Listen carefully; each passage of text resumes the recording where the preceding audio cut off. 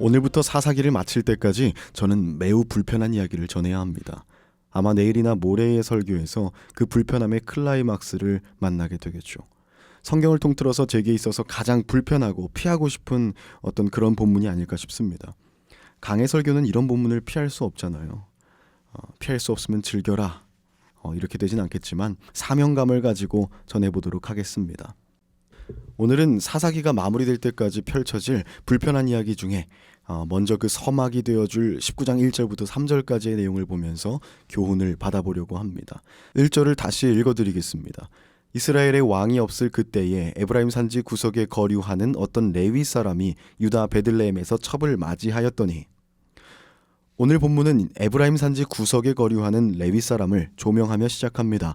그런데 그 시작부터 불길한 단서들이 등장하죠.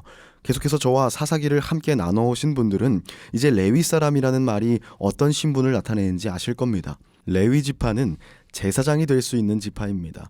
제사장이 아니더라도 그와 관련한 일을 생업으로 살아가는 사람들이죠. 영적 지도자가 되어야 하는 사람들이라는 것입니다. 그런데 오늘 그의 등장과 함께 따라오는 설명은 그가 첩을 맞이했다라는 것입니다.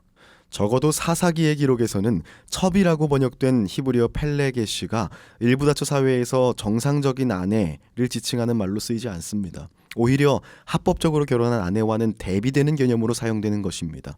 아비멜렉의 이야기에서 그 개념을 언급했었죠. 그때에도 사사기의 기록자가 아내가 아닌 첩이라는 단어를 사용한 것이 다분히 의도적이었습니다. 오늘도 마찬가지고요. 당시 레위인이라고 하면 종교 공무원입니다. 그들은 율법을 가르치기도 하고 율법을 어긴 사람을 재판하는 판관이기도 하면서 동시에 율법을 범한 이에게 형벌을 집행하는 집행관의 역할도 감당했습니다. 레위기 24장 21절 하반절에 사람을 죽인 자는 죽일지니 라며 제시된 율법이 있죠. 그런데 이 번역은 사실 조금 미완성입니다. 원어인 히브리어로는 죽임을 당해야 한다, 즉 수동태로 적혀있기 때문이죠. 그럼 누군가가 죽이는 역할을 감당해야 하는데 그러면 모순이 되죠. 죽인 사람은 죽어야 하고 또 그 사람을 죽여주는 사람도 죽어야 하니까요. 그래서 이 사형의 집행을 종교 공무원인 레위인이 해야 하는 것입니다. 굳이 표현하자면 영적인 공권력을 행사한다고 할 수 있을 것 같아요. 하나님의 의지대로 합법적으로 엄격하게 율법을 집행해야 하는 사람들이었습니다. 아시다시피 권한에는 반드시 책임이 따릅니다. 엄중하게 주어져야 하는 책임입니다. 하나님의 사역을 감당하는 사람이라면 더더욱 청렴해야 하고 하나님 앞에 떳떳해야 합니다. 우리는 코람데오라는 말로 그 부분을 상기하곤 합니다. 하나님 앞에서 라는 뜻의 라틴어죠. 매 순간을 하나님 앞에 서 있는 사람처럼 하나님의 영광 아래 살아가라 라는 뜻으로 쓰입니다. 그런데 코람데오를 가르쳐야 할 레위인이 첩을 들였습니다. 당시 사회에서 이 문화에서 두 번째 여인을 맞이하는 것이 문제가 되지는 않았습니다. 그가 그를 둘째 아내가 아닌 첩으로 맞이한 것이 문제입니다. 사회적으로 인정받기 힘든 무언가 불편한 반쪽짜리 결혼을 진행했다는 것이 문제일 겁니다. 그녀를 첩으로 받아들인 것이 도덕적 문제였는지 정치적 문제였는지는 판단하기 힘듭니다. 다만 옳지 않은 일이었을 것이라는 것은 충분히 짐작이 가능합니다. 그 다음은 더 큰 문제가 발생하죠. 2절을 읽어드리겠습니다. 그 첩이 행음하고 남편을 떠나 유다 베들레헴 그의 아버지의 집에 돌아가서 거기서 넉 달 동안을 지내매. 행음하였다는 것은 간음을 행했다는 것입니다. 그런데 이것을 세번역으로 읽을 때에는 뉘앙스가 조금 달라집니다. 개역개정의 행음하고를 세번역에서는 무슨 일로 화가 났다 이렇게 번역하고 있습니다.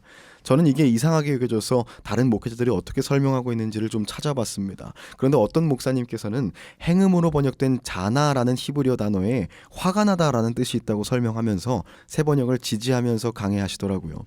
이 단어를 어떻게 해석하냐에 따라 이야기의 흐름이 크게 바뀝니다. 간음이었다면 그 여자는 잘못을 하고 아버지의 집으로 도망간 것이 될 것이고, 화가 난 것이라면 아마 그 잘못이 남편인 레위인에게 있었을 것입니다. 그런데 적어도 제가 가진 히브리어 사전과 자료들에서는 화가 났다라는 뜻에 대한 설명이 없습니다.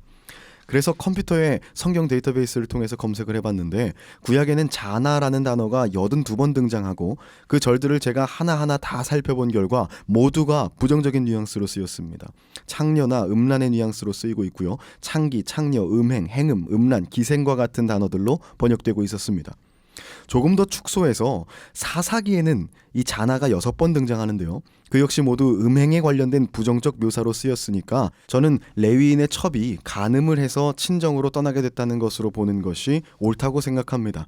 사사기의 기록자가 화난 상태나 심기가 불편함을 표현할 수 있는 다른 많은 단어들을 제쳐두고 이렇게 오해의 소지가 있을 단어로 표현하지는 않았을 것이라는 것이 제 결론입니다.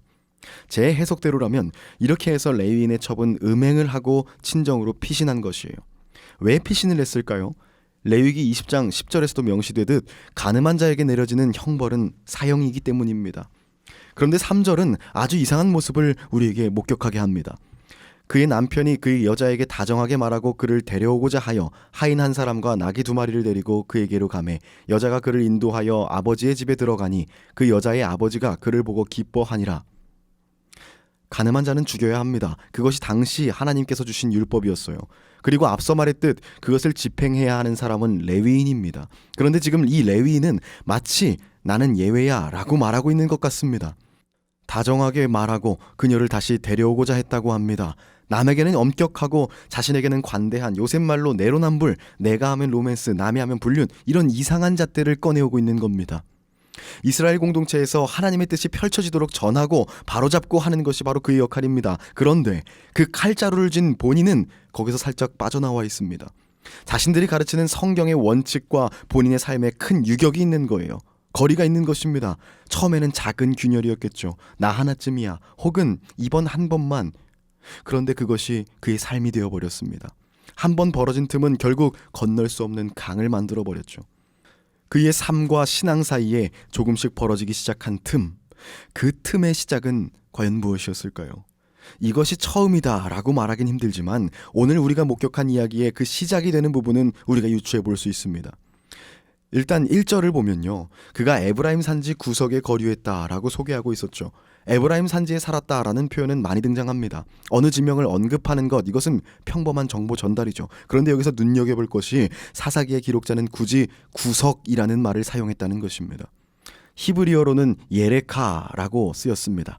옆구리라는 뜻인데요, 상징적인 의미로만 쓰입니다. 신체의 옆구리를 의미하는 단어가 아니라는 것입니다. 후미진 곳, 가장자리, 이런 사이드를 의미하는 것입니다. 여기서 우리는 그가 부유하거나 대제사장으로서의 막강한 권력을 가진 그런 레위인은 아니었다는 것을 유추해 볼 수 있습니다. 아웃사이더였던 것이죠. 또 2절 말씀에는 그가 범죄한 첩을 데리러 장인의 집으로 가는 이야기가 나왔죠. 여기 쓰인 집이라는 단어는요, 히브리어로 바이트입니다. 집이라는 뜻도 있고 가문이라는 의미도 있어요. 그런데 후에 그가 자신의 집으로 되돌아오는 이야기에서 등장하는 그의 집은 조금 다릅니다. 9절에 장인이 더 머물다가 그대의 집으로 돌아가라 이렇게 이야기하는데요, 거기에 쓰인 집을 뜻하는 단어가 히브리어 오헬입니다. 이 오헬은요, 집이 아닌 장막입니다. 덮개로 만들어 놓은 임시 처소, 이런 것입니다. 이것은 무엇을 의미할까요? 장인의 집과 그의 집 사이에 큰 빈부격차가 있었다는 것을 유추해 볼 수 있는 것입니다. 사사기의 기록자는 아마도 앞서서 구석이라는 말과 장막이라는 단어를 의도적으로 선택해서 장인의 집과 대비시켜 놓았을 것입니다. 이것이 사랑에 의한 것이 아닌 어떤 목적을 위한 결혼이었음을 고발하는 것입니다. 이해관계에 따라 맺어진 관계인 것이죠. 날 때부터 종교적 지위를 가진 레위인이 사회적 지위까지 얻고 싶어진 것입니다. 그래서 그가 가질 수 없는 혹은 비난받을 수 있는 여인을 선택했다는 것입니다. 물론 그의 장인도 그에 걸맞는 무언가를 기대하고 있었을 수도 있겠죠. 결국 그 시작은 욕심이었습니다. 그는 그가 가꾸는 삶이라는 정원에 이번 한 번만, 이거 하나만, 이렇게 말하면서 하나님이 원치 않으시는 나무 한 그루를 심었을 겁니다. 그리고 이 열매 하나만 몰래 키워서 내가 가져야지 라고 생각했을 것입니다. 그런데 그것을 시작으로 하나님의 눈을 피해 하나님이 원하지 않는 꽃과 열매들로 그의 정원은 점차 채워져 가고 있었습니다. 하나님과 가꾸지 않은 정원을 하나님께 맡겨드릴 수는 없는 법입니다.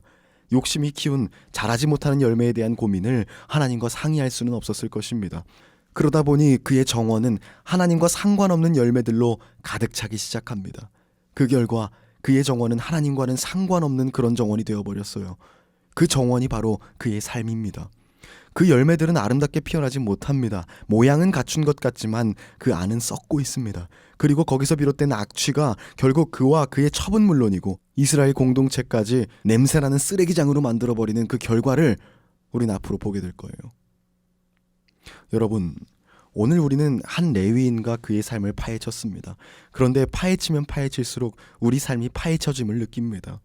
왜냐하면 우리에게도 그런 정원이 하나쯤 있으니까요. 크리스찬으로서 세상 가운데 감당해야 하는 영적 역할은 망각한 채, 혹은 그 사명감과 책임감에서 나만은 제외시킨 채 하나님 몰래 나의 정원을 키워가고 있지는 않습니까? 바보 같게도 정말로 하나님이 모르실 거라고 착각하면서 과연 이 작은 것까지도 하나님께서 신경 쓰실까? 이렇게 합리화하면서 말이죠. 하지만 하나님은 이미 아십니다. 그리고 그 결과도 이미 성경 말씀을 통해서 우리에게 가르쳐 주셨습니다. 또 하나님이 그 가운데 어떤 마음으로 참고 기다려주고 계신지도 우리는 알고 있습니다. 레위인의 이 정원, 그 가운데 심었던 작은 욕심의 열매, 그것이 하나님과 그의 사이에 난 작은 균열, 그 시작이었습니다. 그런데 결과는 그 정원이 하나님과는 전혀 상관없는 욕망의 쓰레기장이 되는 것입니다. 그의 삶이 하나님과 동떨어져 버린 것입니다.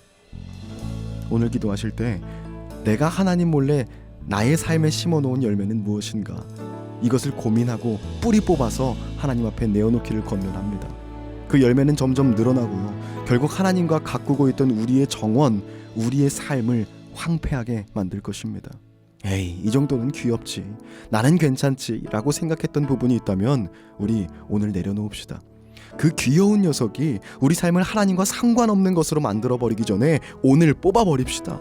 욥의 친구들이 욥을 비꼬면서 했던 말, 시작은 미약하였으나 끝은 창대하리라. 이 귀여운 녀석이 정말로 창대해지기 전에 오늘 내다버립시다.